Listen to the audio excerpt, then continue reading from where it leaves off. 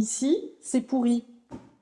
Oui, ben oui. Je me demandais, je n'ai pas réussi à comprendre d'où ça vient. Quand tu as une VMC, tu prends de l'air intérieur, tu l'évacues. D'accord. Et si tu n'as pas de possibilité d'entrée d'air, Ouais. eh ben, tu vas créer le vide. Puis au bout d'un moment, ta VMC, elle ronfle, ben, elle évacue plus rien. C'est des menuiseries qui, mécaniquement, on les regarde, on se dit, oh, bah, elles sont encore bonnes, quoi. Hein. Ouais. Il y a un double vitrage, oh, bah, c'est pas mal. Ouais. Bah ouais, mais l'étanchéité au vent, c'est pas terrible. Et donc, quand tu vas installer ta VMC, ne mets surtout pas de grille ici. Tu as déjà tellement de fuite au niveau de tes menuiseries. Okay.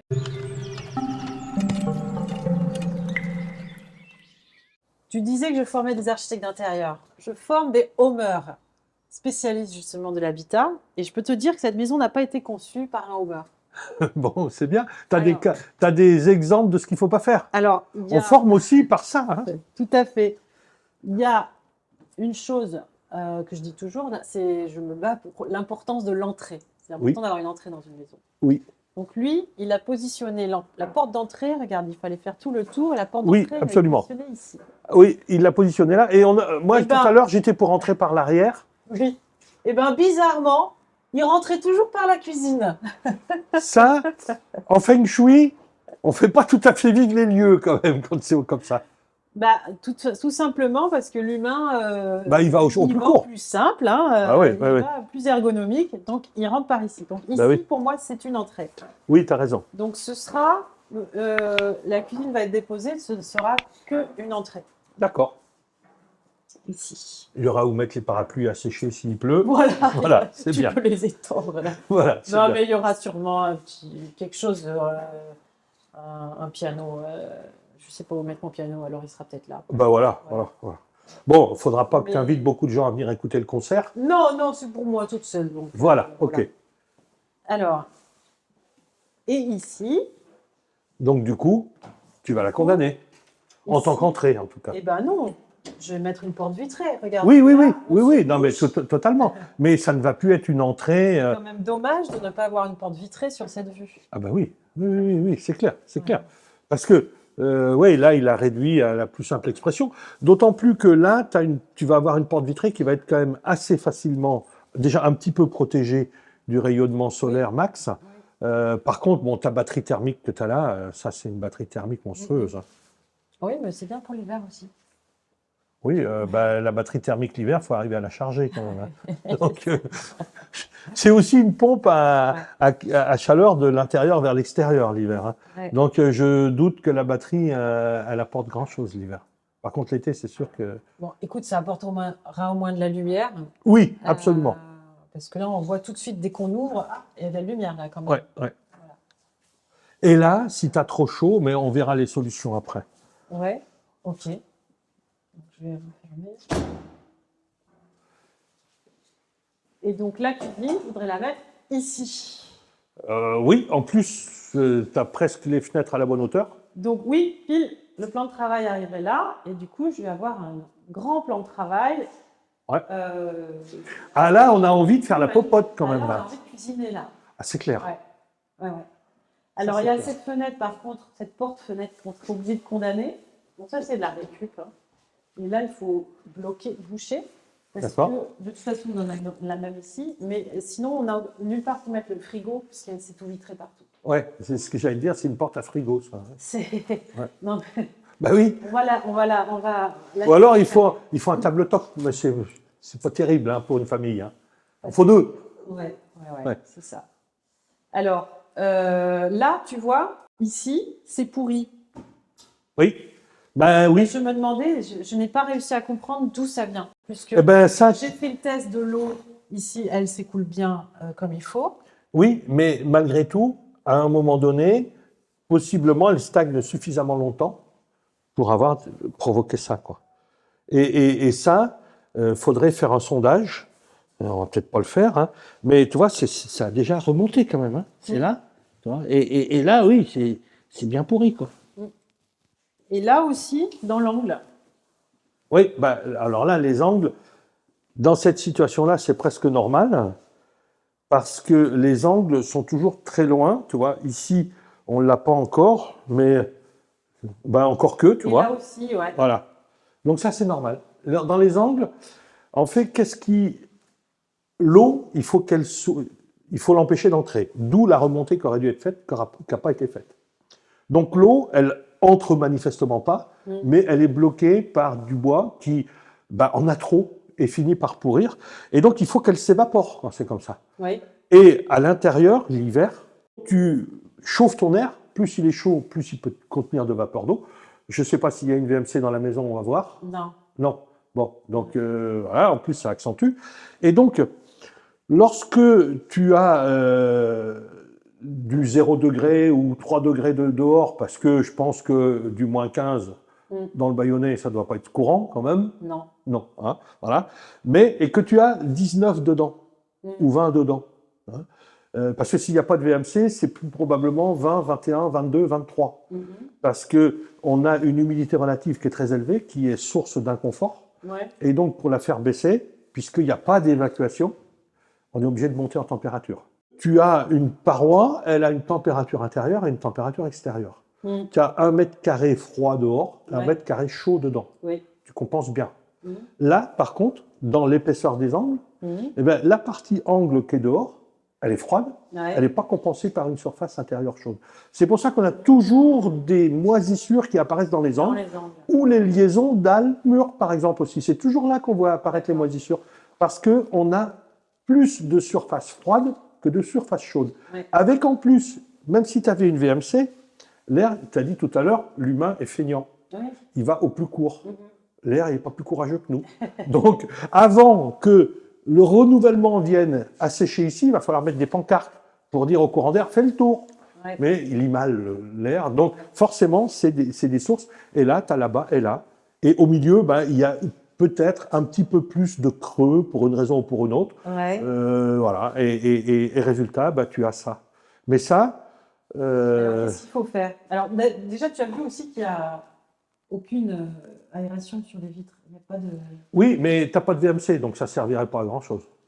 Ah ouais? Les grilles sur les fenêtres, Ouais. c'est parce que quand tu as une VMC, tu prends de l'air intérieur, tu l'évacues. D'accord. Et si tu n'as pas de possibilité d'entrée d'air, Ouais. eh ben, tu vas créer le vide. Puis au bout d'un moment, ta VMC, elle ronfle, elle n'évacue plus rien. Ouais. Donc, on met des grilles pour pouvoir justement laisser entrer de l'air.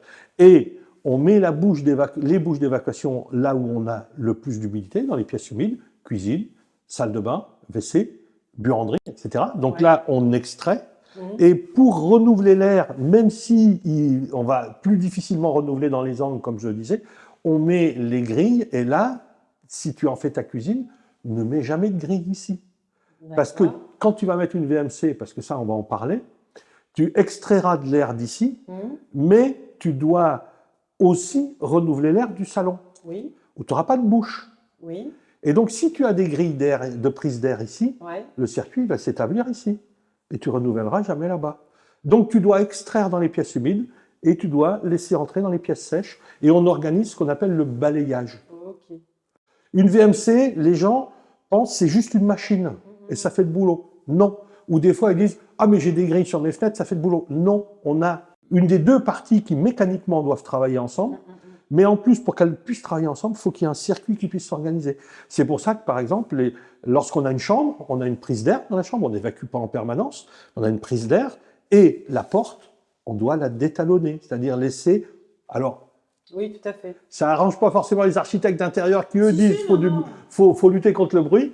C'est vrai, c'est très pénible, ça. Voilà, et bien là, on crée effectivement une fuite phonique. Ouais, sous la porte. Sous la porte.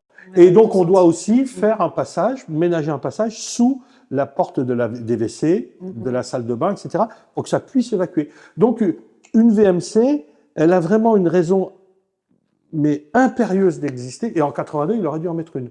La loi remontant, si ma mémoire ne me trompe pas, à 78. Donc, il était dedans. Et les premières lois concernant l'idée de mettre une VMC, c'est 73. Alors malheureusement, depuis 78, elle a très peu évolué, alors qu'on fait de plus en plus étanches, etc. Parce que là, bon, j'ai regardé, donc bon, je me suis permis d'ouvrir. Alors, je ne sais pas si ici ça le fait. Voilà. Je ne sais pas si tu peux faire un gros plan, Geoffrey.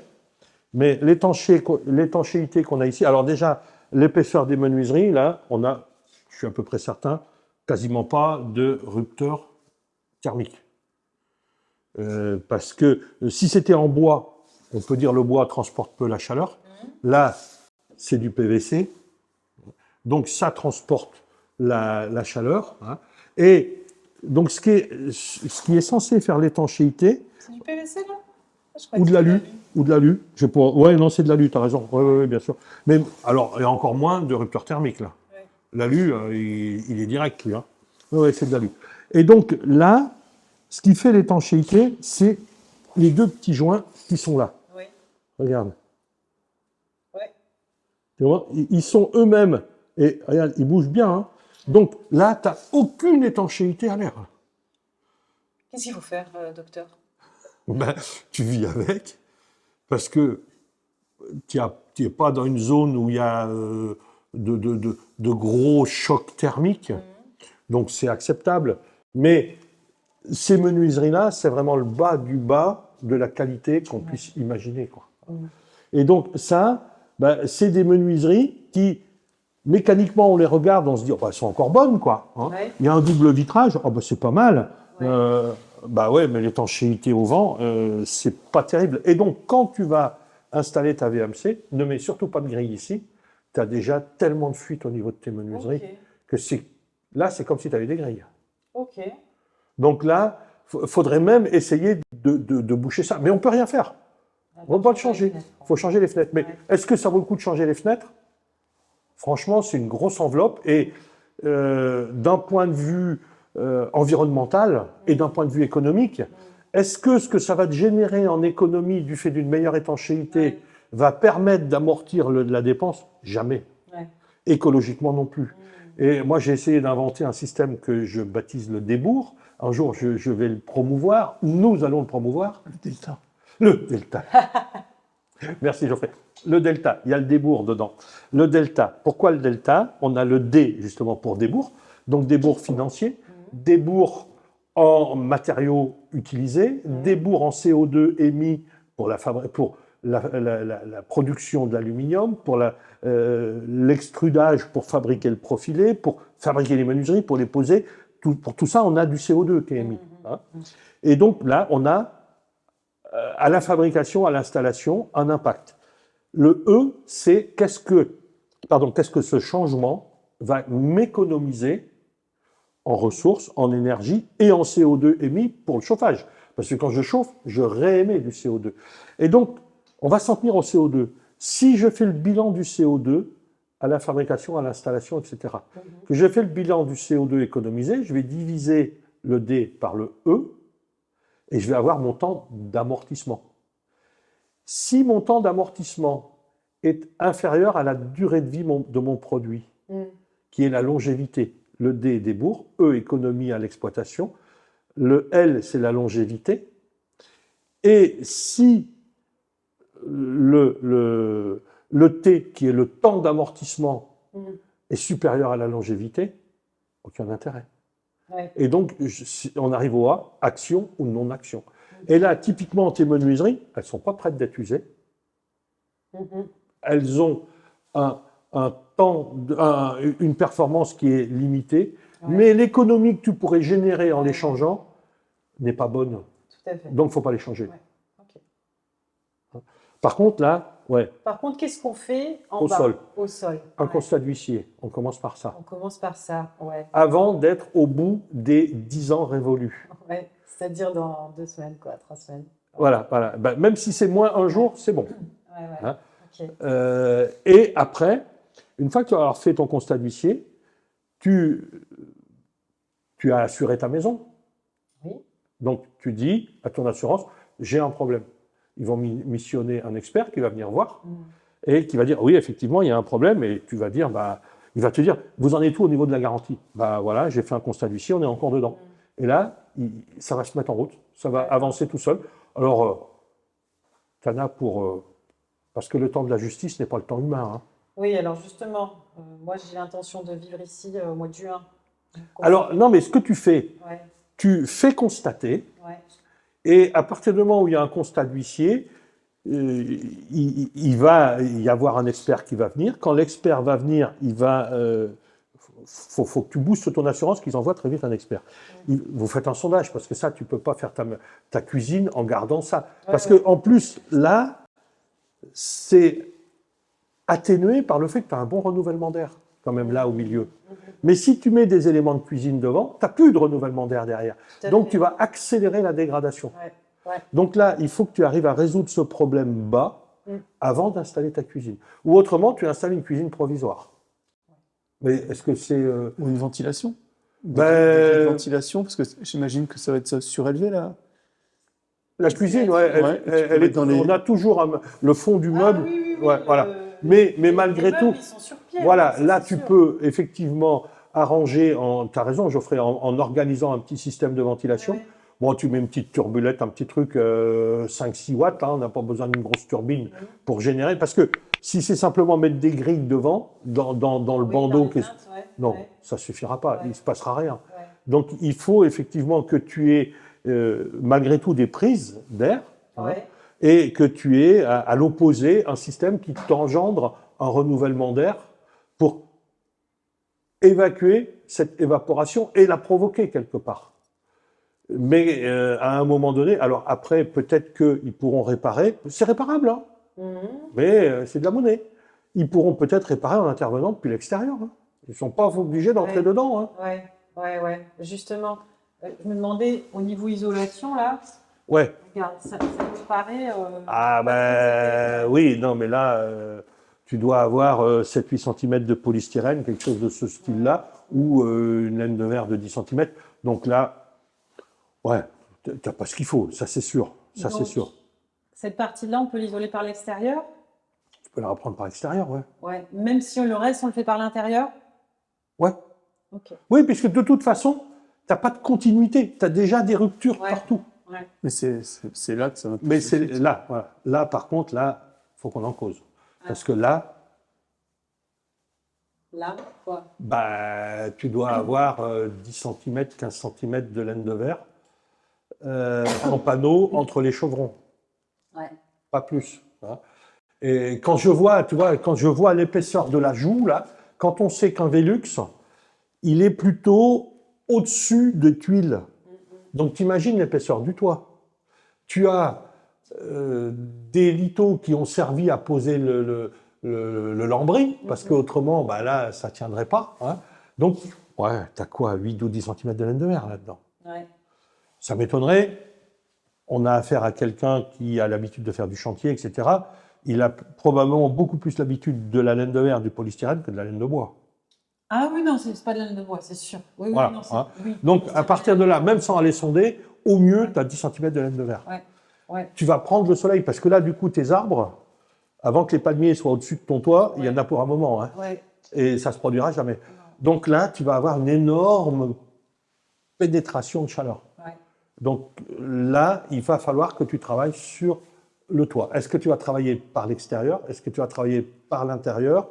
Là, on a les deux options. Mais il va y avoir du travail à faire là-dessus. Qu'est-ce que tu ferais, toi? Intérieur ou extérieur? Intérieur, tu peux le faire, je pense. Par contre, effectivement, tu vas rebaisser un peu l'ensemble. Bon, on va voir ce corbeau disparaître. Bon, est-ce que c'est une grosse perte? Pas sûr. Après, j'aime bien l'esthétique. Tu peux reproduire cette esthétique. Parce que travailler par le dessus, on va avoir une limite qui est le toit supérieur. Oui, tout à fait, oui. Entre le niveau des tuiles et la bande de rive du toit supérieur, on a 10 cm. Donc, si tu veux te protéger du soleil correctement, tu vois, ici, je sais pas si tu vois là? Ok. Donc là, on est limité en hauteur. Ça nous limite. Hein. Et donc, on est dans le Bayonnais. L'hiver, il n'y fait pas très froid, mais l'été, il peut y faire bon chaud. Comme disent les Hauts-Savoyards. Donc, ce serait plus simple d'isoler par l'intérieur, pour le coup, le toit.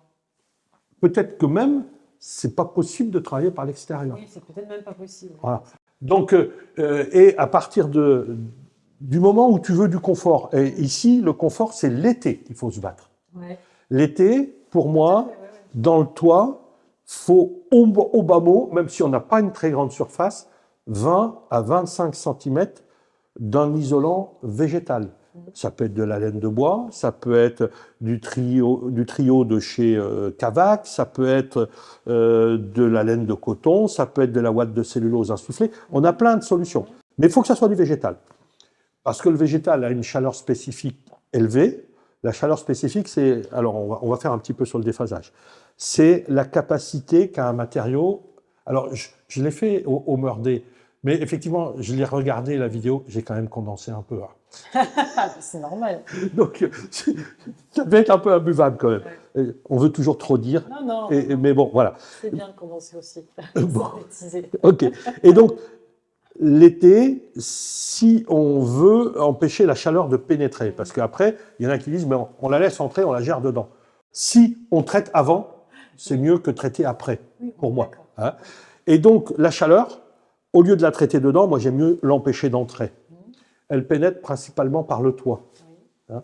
En plus, tes murs sont bien protégés globalement parce que tu as beaucoup d'arbres. Donc, tu as beaucoup d'écrans solaires. Ok. Hein. Oui. Tu as de l'évapotranspiration, ça évite que ça monte trop en température. Mais ton toit, par contre, le cagnard, il est dessus. Et la chaleur, elle ne peut pas être en deux endroits en même temps. Elle est comme nous, le don d'ubiquité, elle n'a pas plus que nous.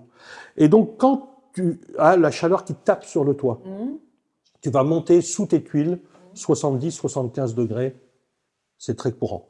Et petit à petit, la chaleur va progresser, c'est ce qu'on appelle l'onde de chaleur, elle progresse vers l'intérieur. Et elle progresse vers l'intérieur de plus ou moins rapidement, selon que le matériau isolant a une capacité à empêcher la chaleur d'avancer. Ça, c'est lié à deux choses, sa chaleur spécifique principalement et sa densité. Ouais. Et la chaleur spécifique d'une laine de verre, 1 kilo de verre, de béton, de granit, on dira du minéral, c'est entre 800 et 900 joules pour lui faire gagner 1 degré Kelvin. 1 kilo de végétal, c'est entre 1800 et 2000 joules pour lui faire gagner 1 Kelvin. Il a donc 2,5 fois plus de capacité par kilo de matière à capter de la chaleur qui ne va pas plus loin tant qu'il n'est pas monté en température. Donc on ralentit le transfert. Ouais. Et après, plus j'ai de kilos, plus ça va être efficace. Ouais. Une laine de verre, c'est de l'ordre de 30-35 kilos mètre cube. Ouais. Une laine de bois de densité intéressante, ça va être 60-70 kilos de mètre cube. Une ouate de cellulose, on va travailler à 55 kilos de mètre cube. Donc tu vas avoir un matériau qui a 2,5 fois plus de capacité à capter de la chaleur au lieu de la laisser venir. Et tu vas avoir 2 fois plus de densité. Donc tu cumules deux avantages. Donc avant que la chaleur rentre, tu es quand même tranquille un bon bout de temps. Ouais. Hein. Et après, qu'est-ce qui se passe quand la chaleur est dedans? Parce que on a tendance à dire, et je l'ai dit souvent, les limites de l'exercice, c'est quand on a une canicule et que la chaleur ne rebaisse pas la nuit. Sauf que la nuit, en progressant, en cherchant, en avançant, et je ferai des vidéos là-dessus, on a ce qu'on appelle l'effet radiatif. On échange des infrarouges avec tout ce qui nous entoure. Oui. Et tout ce qui est à plus de moins 273 degrés Celsius, c'est-à-dire le zéro absolu, émet des infrarouges et en capte. Hein. Et donc l'intéressant, c'est à quel moment j'ai un équilibre entre les deux. Or, dans la journée, la voûte céleste, alors des gens disent « Oh, il est dans l'ésotérique, le papy ». Non, c'est pas pour dire « il y a les anges là-haut ». Peut-être ils y sont, j'en sais rien. Mais c'est pas de ça dont on parle. C'est la voûte céleste, il n'y a pas de matière dedans, ou très peu. Et donc, elle est froide. Les astronautes le savent, hein, ils sortent pas sans combinaison, etc. Donc on est à des températures négatives de l'ordre de moins 100, moins 200. Quand il y a des nuages, on est entre 10 degrés et moins 5, moins 7. Bon. Mais quoi qu'il en soit, si tu veux, notre toit l'été, dans la journée, le soleil l'a chauffé. La nuit, il n'y a plus le soleil pour chauffer. Il n'y a plus que l'air chaud pour compenser. Mais il y a un effet radiatif, il y a un échange qui s'opère entre le toit et la voûte céleste. Tout à fait. Et la voûte céleste, si elle est à moins 100, et que mon toit, lui, il est chargé à plus 20 ou plus 30, plus 40 dans la partie extérieure, ben, tout naturellement, ces infrarouges-là partent Oui. c'est ce qu'on appelle justement cet effet radiatif, part vers le haut et en capte très peu. Donc mon toit, je peux le vider, le froid attirant le chaud, je peux le vider de sa chaleur, emmagasiner la journée. Et on a une vidéo qui est déjà sur la chaîne, parce qu'elle va être mise avant celle qu'on est en train de faire, sur une maison où j'ai largement contribué, qui est à Avignon, donc dans des zones où quand même l'été il fait bien chaud. Il n'y a pas de clim, il n'y a même pas de renouvellement d'air dedans par mécanique. Donc ça, aujourd'hui, je pense que j'essaierai de convaincre les propriétaires de mettre une VMC. Mais on a travaillé dessus, cette maison, elle date de 2006. Donc on a 17 ans de recul quand même. Hein. L'été, elle a témoigné, Sylvie, voilà, elle a le recul, elle dit « je n'ai jamais connu une température de plus de combien 26, 27 degrés, 26, je crois. 26. Sans climatisation. Parce qu'on a mis, on a 30 cm environ de watts de cellulose dans le toit. Donc voilà, ça c'est le déphasage. Voilà. Et donc là, il va falloir que tu le travailles. Alors, la question est, est-ce qu'on peut tout simplement ajouter, travailler à partir de ce qui est là, c'est-à-dire on ajoute notre isolant minéral et on met... Végétal. Pardon, végétal. Attention, Je attention, voulais dire végétal, attention, il va y avoir des mauvais la points. langue est fourchée. On ajoute notre isolant certifié Papy Claude. Oh, on va le faire déjà certifié à Sermé, ça sera déjà pas mal. Du Fermacell. Ouais, alors là, il faut tomber le lambris. Il faut tomber le lambris, on est obligé. Ben oui, parce que si tu mets 10 cm de laine de bois ou de watts de cellulose, ça va travailler.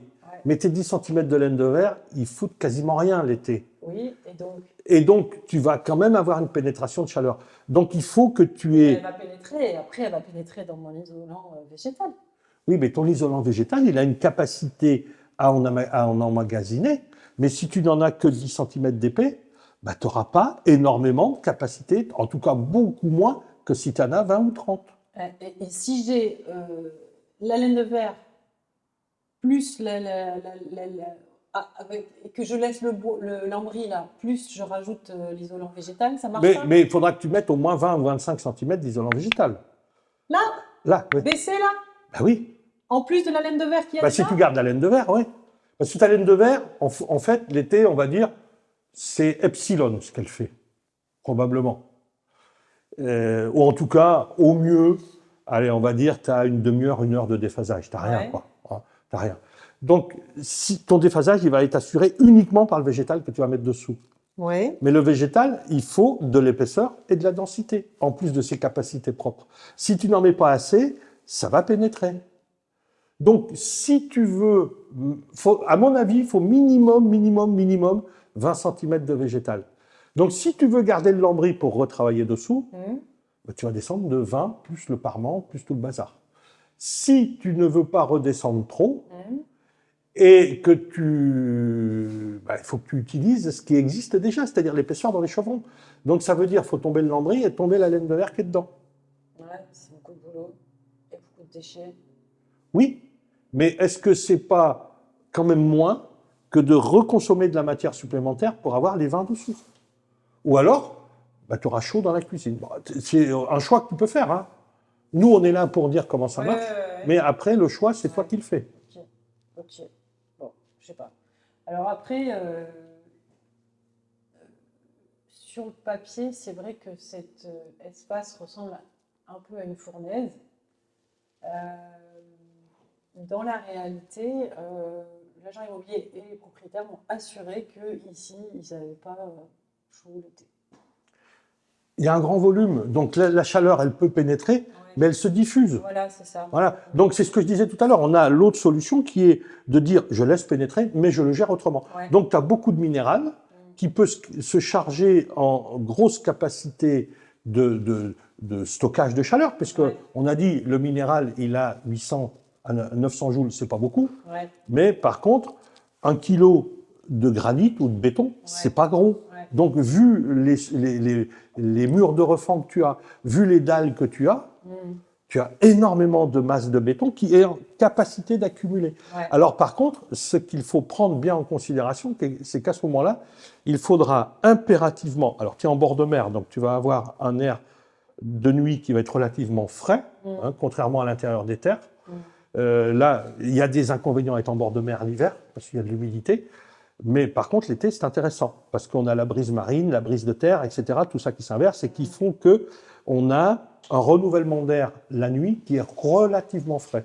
Donc, il faudra que tu apprennes à gérer l'évacuation de la chaleur la nuit en renouvelant ton air. Ok. Bon, on a plein de choses à voir, Claude. Alors, Ouais. on continue? Oui, oui.